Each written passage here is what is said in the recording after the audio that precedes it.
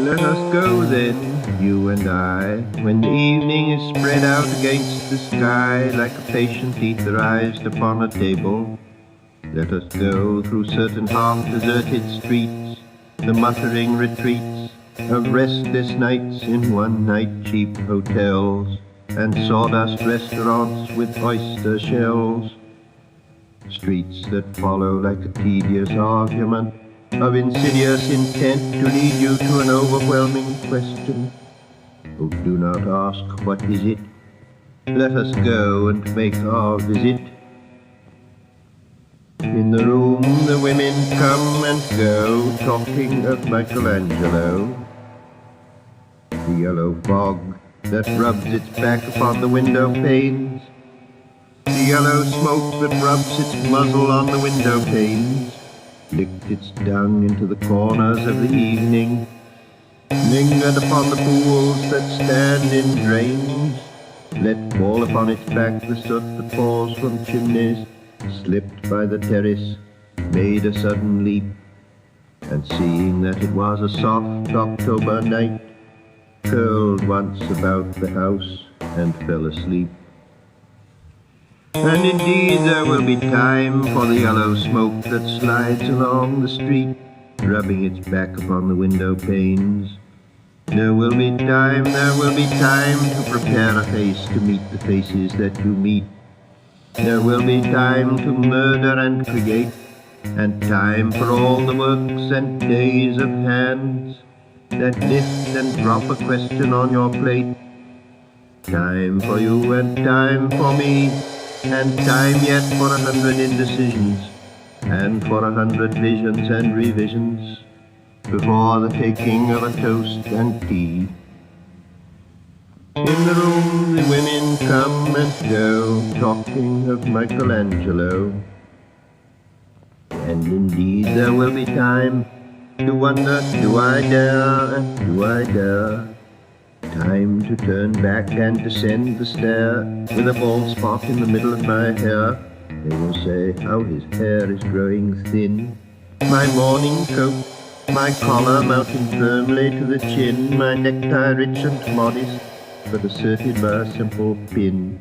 They will say, but how his arms and legs are thin. Do I dare disturb the universe?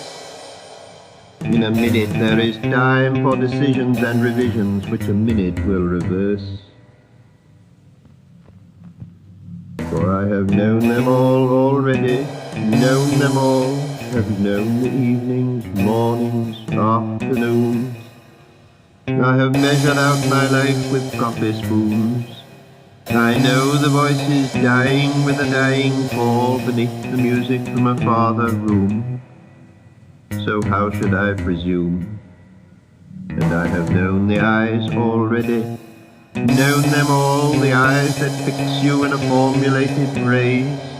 And when I am formulated, sprawling on a pin, when I am pinned and wriggling on the wall, then how should I begin to spit out all the butt ends of my days and ways? And how should I presume? And I have known the arms already, known them all, arms that are braceleted and white and bare, in the lamplight down with light brown hair. Is it perfume from a dress that makes me so digress? Arms that lie along a table, or wrap about a shawl. And should I then presume? And how should I begin? Shall I say, narrow streets, and watch the smoke that rises from the pipes of lonely men in shirt sleeves, leaning out of windows. I should have been a pair of ragged claws scuttling across the floors of silent seas.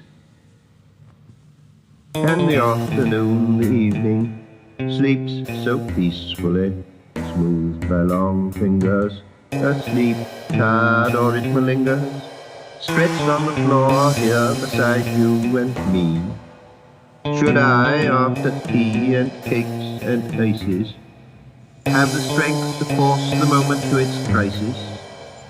But though I have wept and fasted, wept and prayed, though I have seen my head grown slightly bald, brought in upon a platter, I am no prophet, and here's no great matter. I have seen the moment of my greatness flicker, and I have seen the eternal footman hold my coat and snicker, and in short, I was afraid. And would it have been worth it after all? After the cups, the marmalade, the tea, among the porcelain, among some talk of you and me, would it have been worthwhile to have bitten off the matter with a smile, to have squeezed the universe into a ball, to roll it toward some overwhelming question, to say, I am Lazarus, come from the dead, come back to tell you all, I shall tell you all. If one settling a pillow by her head should say, that is not what I meant at all, that is not it at all. And would it have been worth it after all? Would it have been worthwhile after the sunsets and the dooryards and the sprinkled streets, after the novels, after the teacups, after the skirts that trail along the floor, and this and so much more? It is impossible to say just what I mean, but as if a magic lantern through the nerves in patterns on a screen. Would it have been worthwhile if one, settling a pillow or throwing off a shawl and turning toward the window, should say, that is not it at all, that is not what I meant at all? No, I am not Prince Hamlet, nor was meant to be. Am an attendant lord, one that will do to swell a progress, start a scene or two, advise the prince.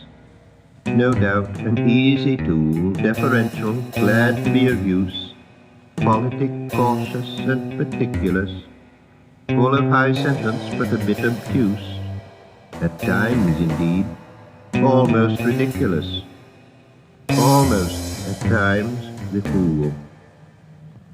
I grow old, I grow old, I shall wear the bottoms of my trousers rolled. Shall I part my hair behind? Do I dare to eat a peach? I shall wear white flannel trousers and walk upon the beach. I have heard the mermaids singing each to each. I do not think that they will sing to me.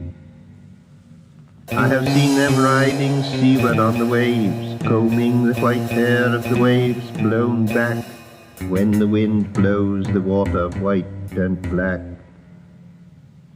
We have lingered in the chambers of the sea, by sea-girls wreathed with seaweed red and brown, till human voices wake us and we drown.